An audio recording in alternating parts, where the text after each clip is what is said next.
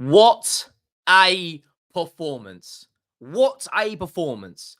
Son's cross, Dominic Solanke's finish, Madison's free kick, Kulu sourcing. We looked brilliant today. Really, really good performance. And we were tested.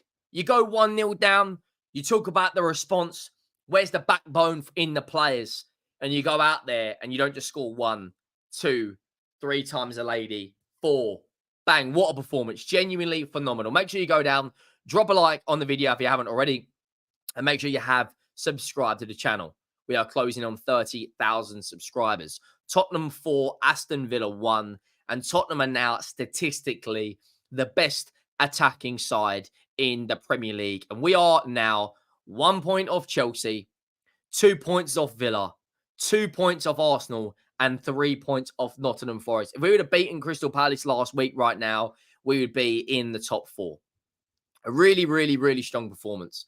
And Ange Postecoglou had to make some big calls today. And the first call he made was leaving Madison out of the squad. But fair play to Madison. When he come on, it's a sublime, sublime goal. We went with a 4-3-3. We went with the back four basically picks itself. There was no Van der Ven today. And of course, Christian Romero looked like he picked up a knock in his tackle. But it was Udogie and Porro as fullbacks. Romero, Dragusin, a double pivot of Bentancur and Sarr. Sarr was really good again today. And Dejan Kulusevski in the 10. Johnson on the right. Solanke on the left. Now, I'm going to be brutally honest right now. Dejan Kulusevski is one of the best attackers in the Premier League right now. He is sourcing. Absolutely sourcing. 2 assists and 2 goals in 10 games for Spurs. And he's also got 3 assists in the League Cup. You know, really, really, really good performances this season from him.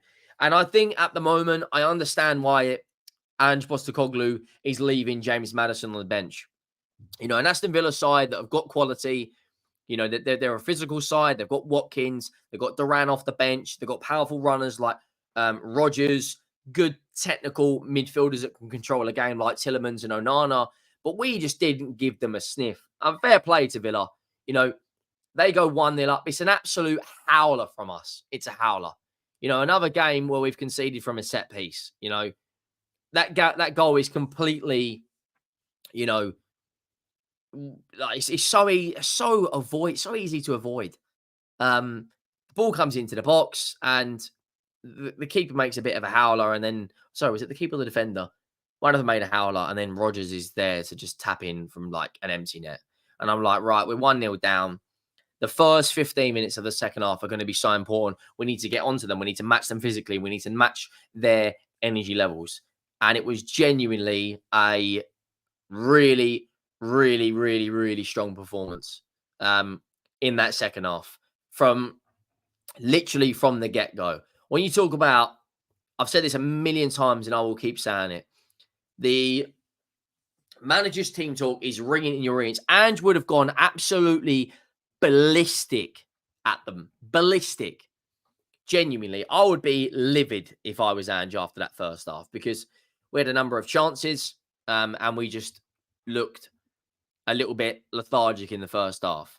Second half, we come out and I'm like, right, where's the impact? Where is going to be where's the response? And Son gets the ball down on the left channel and the ball into the box. It's on the money. It's into the danger area. And there is Brennan Johnson to tap in his 8th goal of the season in all comps. Really, really, really great cross, great run, taps it in. Solanke went close shortly after that.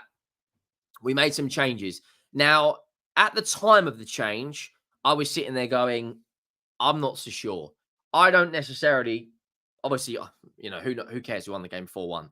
But when Son got subbed off, his reaction on the bench, he was going mad. You know, and at the time, I was like, why are we taking Son off? He looked like he had the bit between his teeth. He looked sharp. He looked fit. He looked up for it. The weight of passing to Brennan Johnson, that cross genuinely was undefendable. And it was a really, really, really good cross. We brought on Richarlison, and I was like, I don't know. Basuma for Bentancur, happy with that change. It's kind of like for like. Richarlison's best performances have been in the number 9, but of course now we've got Dominic Solanke. Um, Romero, I think shortly afterwards got injured right on the hour mark. It was a tackle that I don't necessarily think he needed to make, but it is what it is. Ben Davis come on, and I'm like, right. Then when they brought on Duran, I was sitting there scratching my head thinking, his record off the bench is absolutely phenomenal. He's got a goal, I think, every 58 minutes. He's got 4 Premier League goals. He's the man they lean on when they are struggling. But fair play to us and fair play to Ange Postecoglou, because to take Son off and leave Maddison on the bench is huge, huge, huge calls. But this is what I want from a manager. I want a manager that has got, you know, that's got the cojones to be able to say, look, you're going off. And fair play, because Richarlison come on. Richarlison put the ball in to Dominic Solanke for the third goal. The second goal, the weight of pass from Dejan Kulusevski is genuinely absolutely phenomenal. And the finish from Dominic Solanke, mate, giving it the old, what a finish. Just lifts it over, Martinez. Martinez has got absolutely no chance. Dominic Solanke had a really, really good game. He follows it up 3 or 4 minutes later. Sar's running through the middle of the pitch, lays it out to Richarlison. Richarlison puts the ball across into the dangerous area, and there is the poacher. There is the 6-yard box guy. That is where he gets majority of his goals, and he taps it into an empty net, and we are 3-1 up around the hour mark. And then it was just about, seeing the game out. Maddison comes on in the 82nd minute for Richarlison, who got an injury. Archie Gray come on as well. We got a free kick around the 95th minute, but James Maddison, that is phenomenal, mate. Absolutely phenomenal. Genuinely an unbelievable strike. Unbelievable. It is genuinely like, we make it 4-1 against Aston Villa. And just to give you guys some perspective, Tottenham have now scored the most goals in the Premier League. We are only a couple of points off of top 4. We are only a couple of points off Arsenal, only 3 points off Forest, only a couple of points off of Aston Villa. We've scored 3 more goals than Chelsea, right? We've scored 5 more goals than Villa. We've 2 more goals than...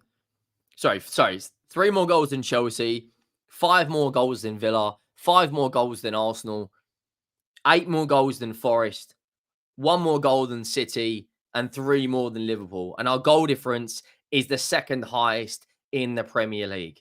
These are the sort of performances I want. Yes, we've lost 4 games in 10. We've also won, 5, drew 1. We should have beaten Crystal Palace.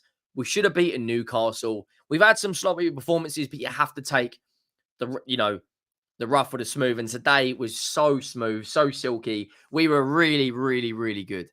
Like, I am so happy with that performance, because genuinely we needed that. We needed that performance. Banging Aston Villa, one of your top 4 rivals, 4-1. We got Europa League coming up midweek. It's not going to be an easy game away to Galatasaray. But then we got another fixture, which we should be winning, against Ipswich on the 10th of November.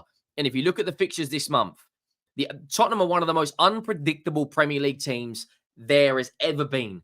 Losing to Crystal Palace and beating Manchester City in the same week just sums us up.